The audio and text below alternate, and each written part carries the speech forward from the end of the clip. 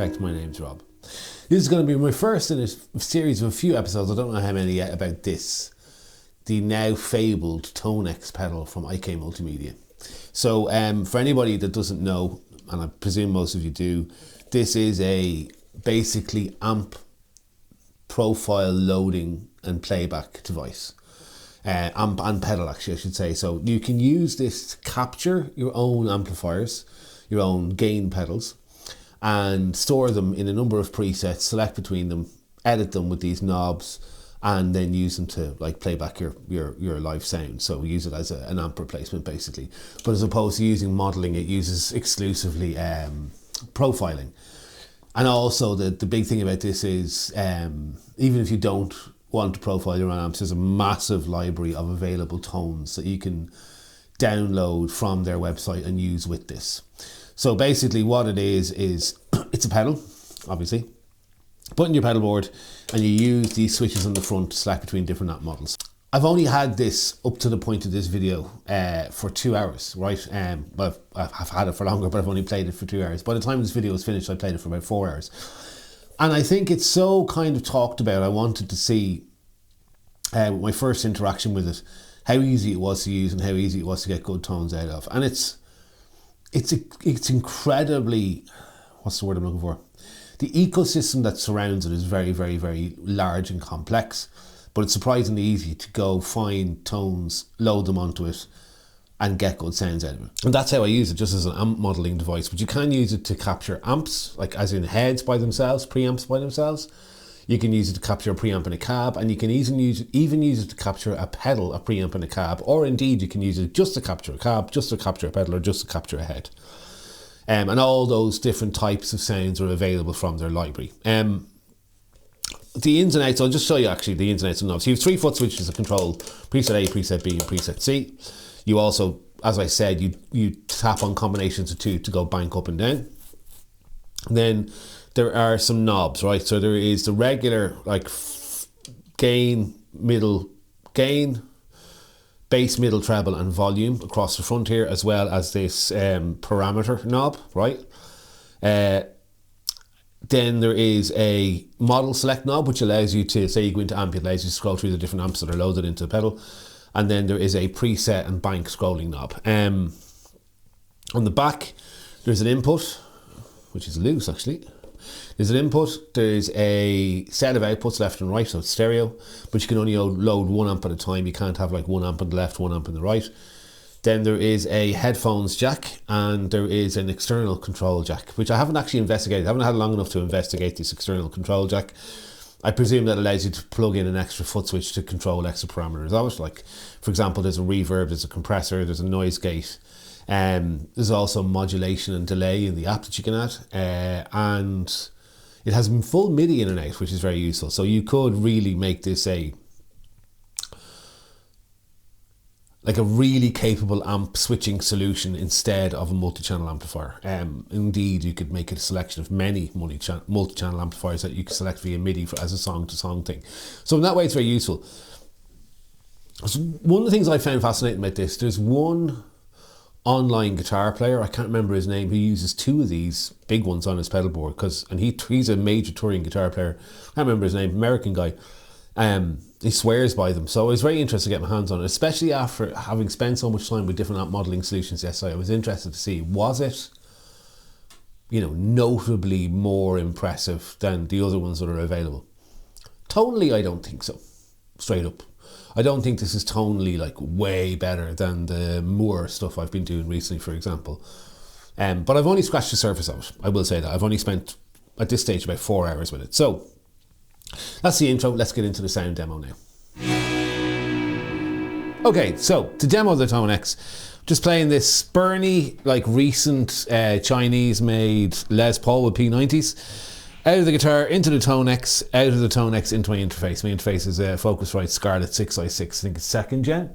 And then I'm recording it on Logic.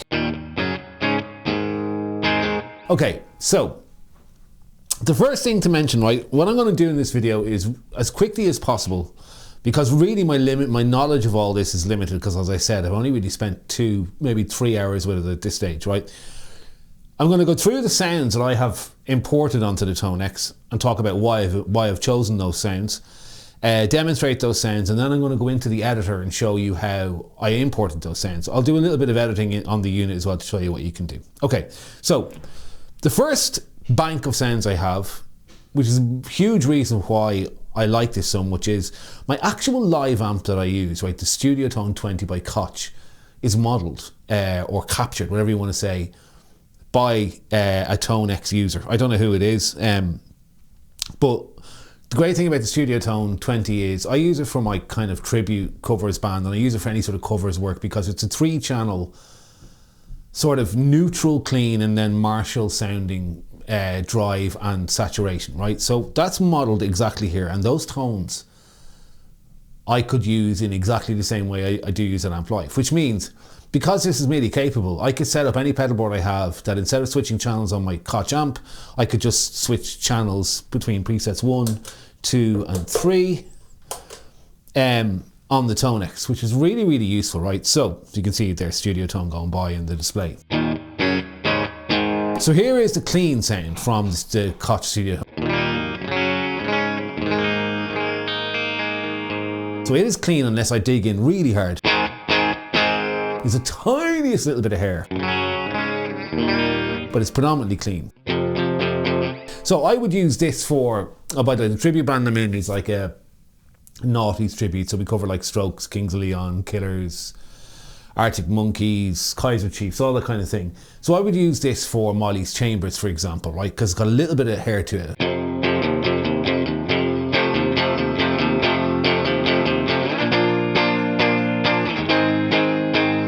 Or if I was feeling like I wanted to be a little bit dirty, I could use a dirty channel on the Koch.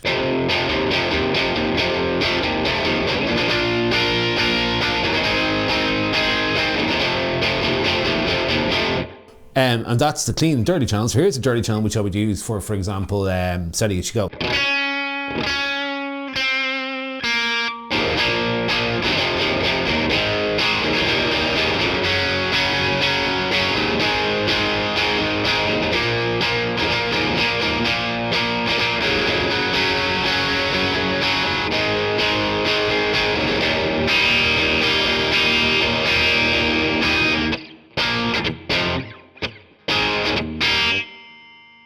Perfect sound. It sounds exactly the same as the Koch.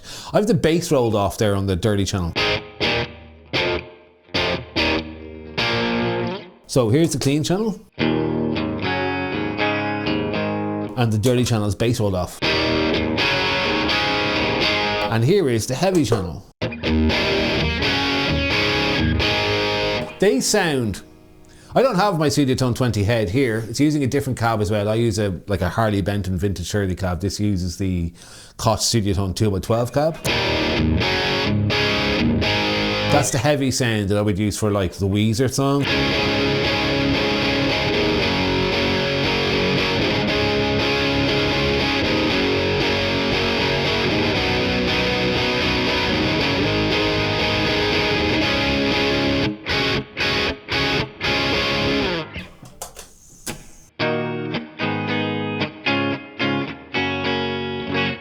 So that's the first reason I really like this. And it's got nothing to do with the capacity of the Tonex. It's simply that in the online community, because this is so popular, somebody has captured my amp, which is a little bit rare to Koch Studio Tone.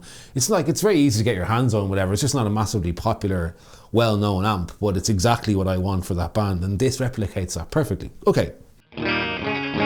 That's the first 3 presets. Then I get into amps that I might want to use for my original band, right? So in my original band, I used the Koch head on one side. Sorry, I tell a lie. I recently replaced the Koch head on one side with the Victory copper, okay? I use a Victory copper on one side, and I use that quite clean for all my wet stuff, like my delays and reverbs. And then on the other side, I have an actual Vox AC30. I haven't got a Vox AC30 in here, but I have got the copper. So I'll go up to the next bank now. So bank up, hit the 2 switches, and I get into my copper.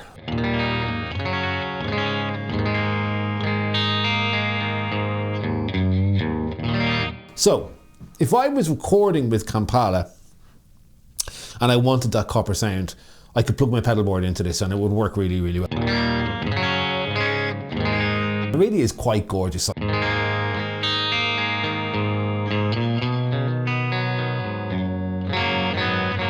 guitar's slightly out of tune. Give me one sec. So yeah, that's the copper. Clean sound.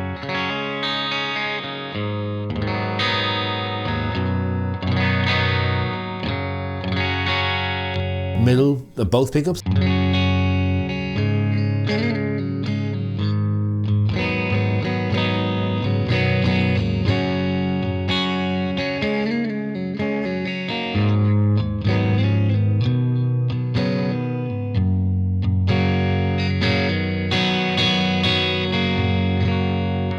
Really beautiful sound. Neck pickup.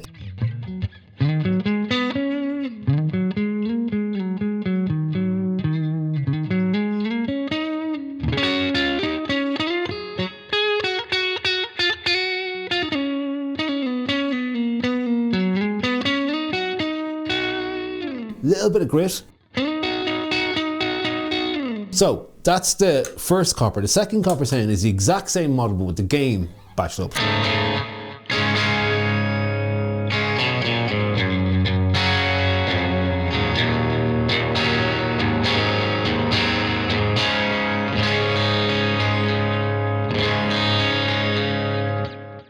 Fabulous.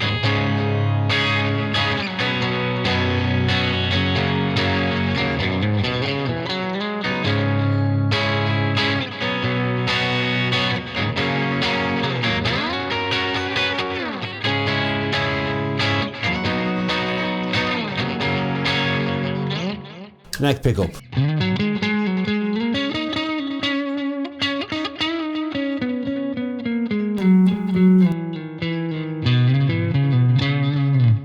Got a delay on that actually.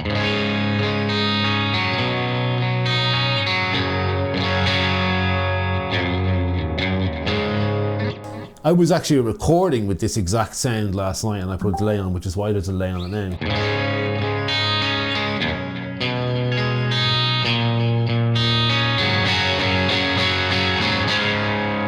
Really, really great sound. The last one I have is a really driven copper.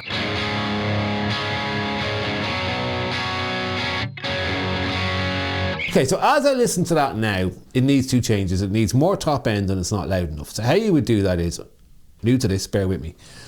I simply hit this, I go to the amp and I can dial up the volume.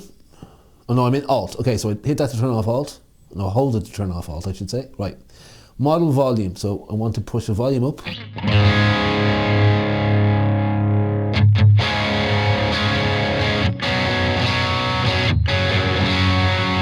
Okay, I want to get more treble.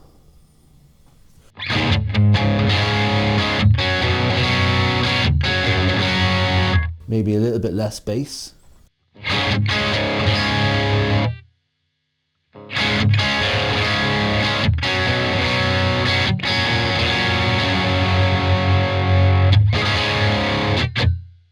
And then maybe a bit of reverb as well. So I hold Alt.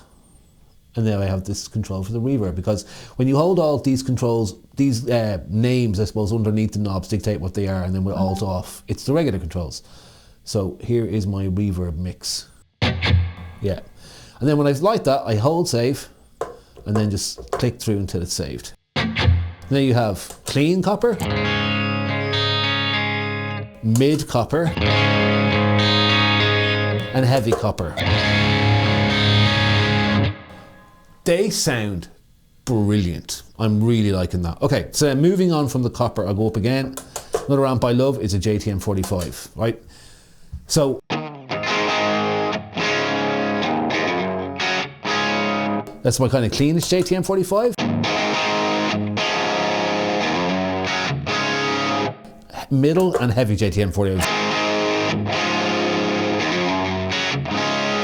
So I have pushed the mid on that quite hard and it's showing. Kind of a rocky sound. I will go up again. I have my Fender Twin, which is actually, I didn't make this, it was a default preset.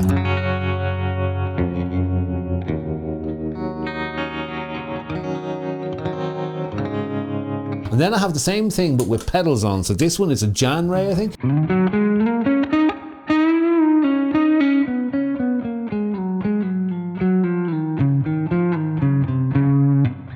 And this one, I think, is a Timmy.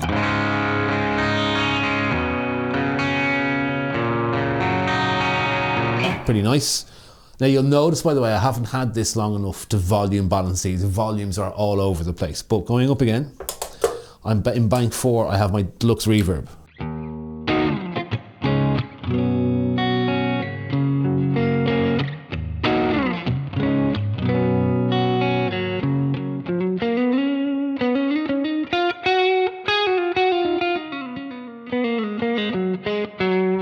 Clean version of a deluxe reverb. Second one, a little bit dirty.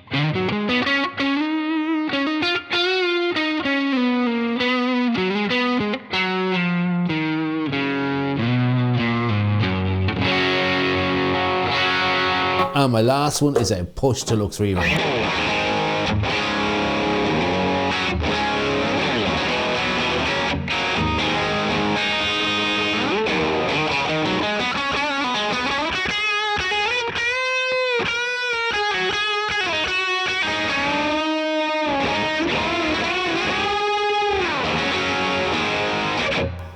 So, having not had this for a long time and having just sort of scratched the surface with it, you can get some great amp sounds out of it. I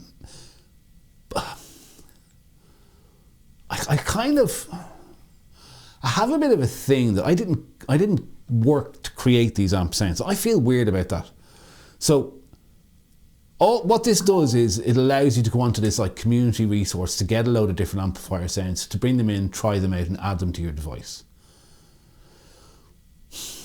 I have amp sounds with anything like this that I'm looking for. Like the Koch being there was a massive benefit, but I'm looking for an AC30, in this case the copper. I'm looking for a JTM 45, I'm looking for a deluxe reverb, and generally I'm looking for like a Marshall 1987, some sort of heavy sounding plexi. But I found myself just browsing what was available. And I have mixed feelings about that. I think you should want to get the guitar tones that you want to get. You shouldn't just have every tone available under the sun and just peruse them. I don't feel that that has any sort of musical intention to it. And so that's kind of the main thing I felt about this. So what I'm going to do is jump over to the interface now and show you how I got these sounds, where I got them from, what maybe tweaks I made to them and how the interface works and stuff like that. Okay, so here on the screen you can see the editor. There's two Tonex apps. There's a Tonex, I think it's called the Tonex Max app. I'm not sure what the other app is called, but there's the app that sort of deals heavily with the browsing and downloading. I haven't really gotten into that yet. I'll do that in the next video. And this is the editor, the Tonex Editor. And so this is where you go to deep dive editing on your presets, basically. You can do most of this, if not all of it. I'm not sure from the front of the unit, but it's just easier to do it here, okay? So again, same guitar, right? What you have on the screen in front of you here is you have your signal chain here, right? And what's interesting is you can hit reset chain and it'll reset everything to the way, the default way it was set. I want the reverb on, there's a delay, there's modulation, there's a compressor. But I'm gonna turn the compressor on here for a sec. There's the amp, or the cab, the amp, and then there's a noise gate, right? So, click on the compressor, there's not enough volume on that for me.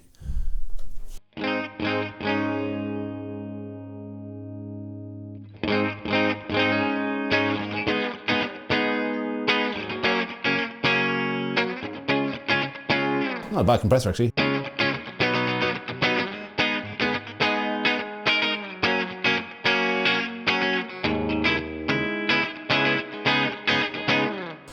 going to turn the compressor off. It's not necessary. Here you can see your presets list that's on your pedal, and this is important, right? These are the banks on your pedal that you can cycle up through with the up and down switches, and then these A, B, and C are the presets per bank.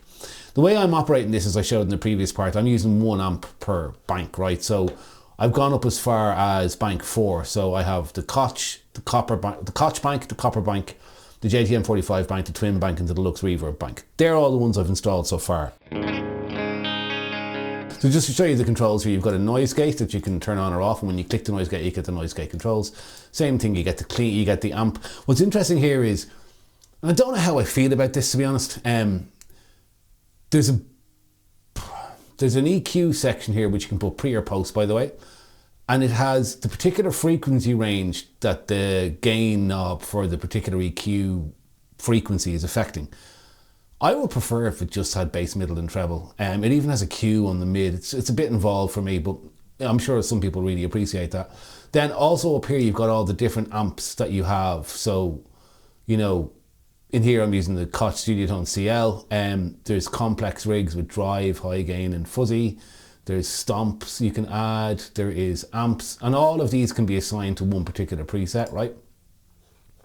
You go into the cab, there is just the, whether it's a tone model, a custom IOR, or a VIOR, right? I just want to use a tone model, right? There is the compressor, the modulation, which you can have chorus, tremolo, flanger, phaser, rotary. I'm just going to try the chorus first of all here, turn it on.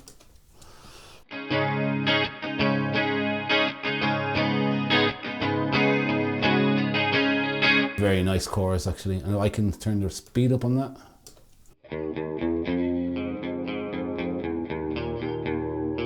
Yeah, pretty nice chorus actually. There is a tremolo.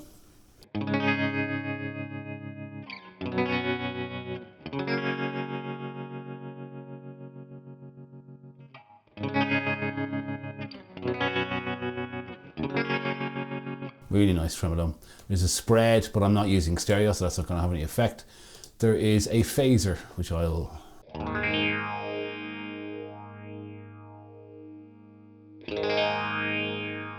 Not bad.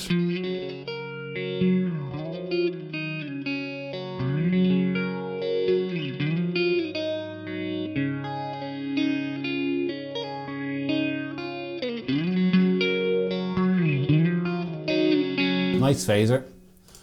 There's a flanger.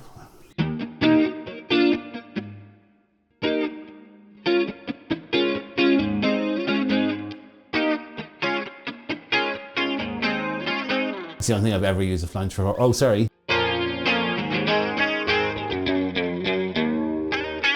Yeah, it's a nice flanger too. And there's a rotary.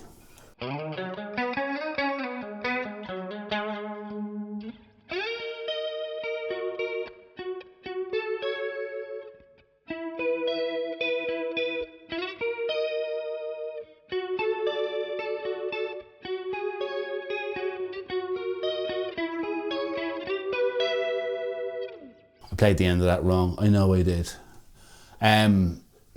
So that's the rotary, and that's all the modulation effects, which are pretty impressive actually. I like them. And then there's a delay, whether you can have digital or tape. I like the tape. You can get the mix, punch it up. That's not a bad tape delay.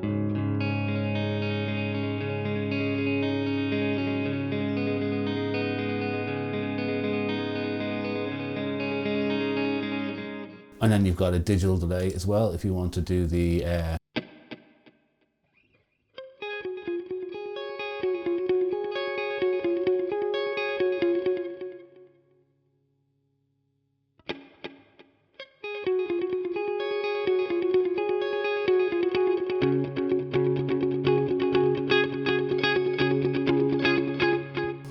cool, nice delays. You've got reverbs, you've got room, spring, 4 different springs on a plate.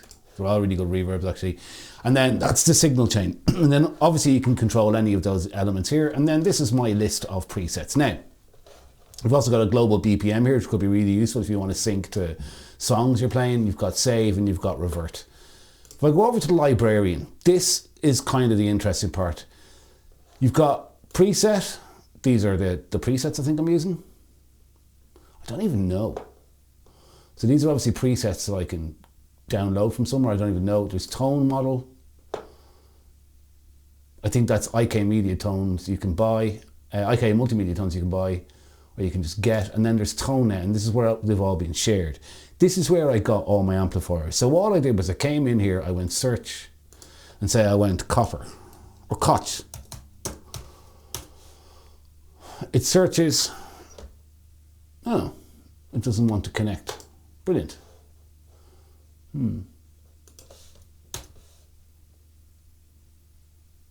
Yeah, there we go. So all the different Koch amps that are on here, like there's so many of them, that different users have made. I went into the Studio Tone, I got the Clean, OD and OD Plus, and I brought them over and just loaded them in there. And then I went copper, did the same thing, went to here, deleted it, went copper for the Victory copper, which is the amp I use out in the rehearsal room, and I got the different, I think I used these ones, copper here, because there is actually Victory copper presets as well. There's Victory copper there, for example, but I just went and got these copper ones, right? A Victory to copper master, Victory to copper treble boost. I just went and got some of these coppers. I can't remember, copper clean, copper dirt, and copper OD. What I actually did there was I got one, brought it into the editor and set up 3 different levels of gain on it. And then I simply went, you know, you get the idea, JTM45. It takes a while to find these. And then I went and got, I think, JTM45 plus greenback. I don't know, it was there somewhere, I don't know. But I got that and dragged it in. So what I'm going to do now is show you, I want to get a 1987 Plexi. That's 1897, 1987 Plexi, okay? There you go. Solid 87 crunch. So what you do is, I believe in the Tonex Max, whatever the other app is, you can audition them. I can't do that here, but what I can do is just get this and drag it in over Dior Dual. It downloads a tone model. I want to overwrite what's already there. It syncs, and here's my tone.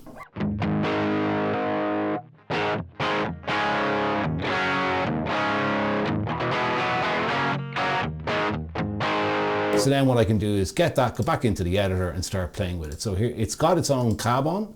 So solid 87 crunch. I don't know if this is a 1987 Marshall, but I think that's not bright enough, so I'm going to add presence. I just don't like the sound. So I'm going to go back to the librarian and go, kill that and go Marshall 1987. So I obviously need to be more specific. Will it find it? Yeah, 1987X and a PC212. Try this.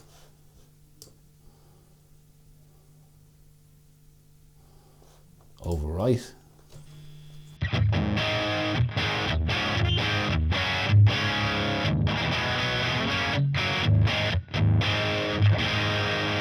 So what you do then is you go into editor, and here there's too much bass in that for me, so I'm going to lower the bass and I'm going to lower the depth. And I would maybe give it a little bit more mids.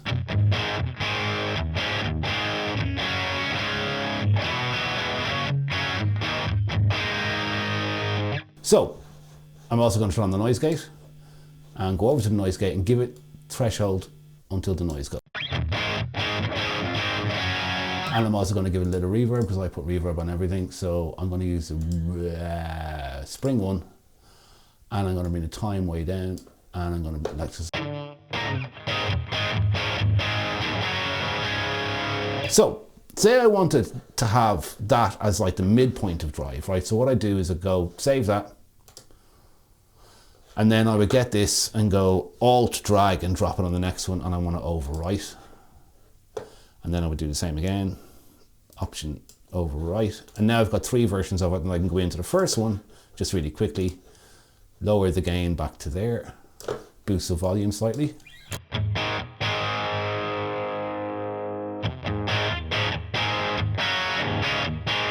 Save that. Nice sound actually, I like that. And then to the third one and boost the gain to 3/4. And maybe boost the mid up a little bit. Give it more presence. Maybe put a bit of delay on, make it a lead sound. Go into digital, time quick. Bring the mix back. Right, and then go and save that. And now over on the pedal, you can see I have my sort of cleanish kind of sound, my rhythm sound, and then if I want to go for a solo.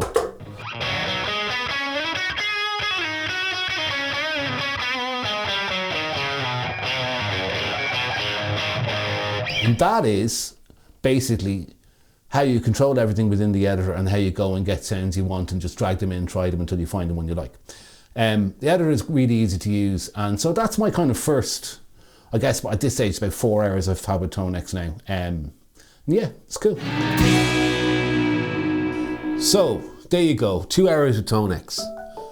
I've a lot to learn about this, but overall I think it's impressive straight out of the gate.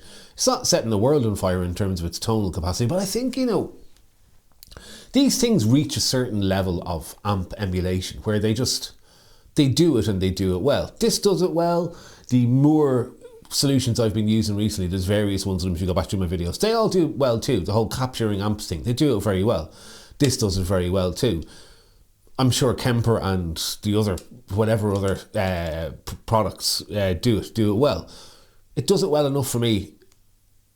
The functionality and the library aspect of how many users there is of this is very impressive. Like being able to get my Koch amp straight away, whereas I just wasn't able to do it on the Mooer stuff because nobody on the Mooer side of things that is part of that community had chosen to capture that amp. So the popularity of this makes the sounds that are available very impressive. So that's my first video. The next one I'm going to combine it with a pedal board and show how the MIDI switching and everything can be used, and I think that's where its real value will come into play.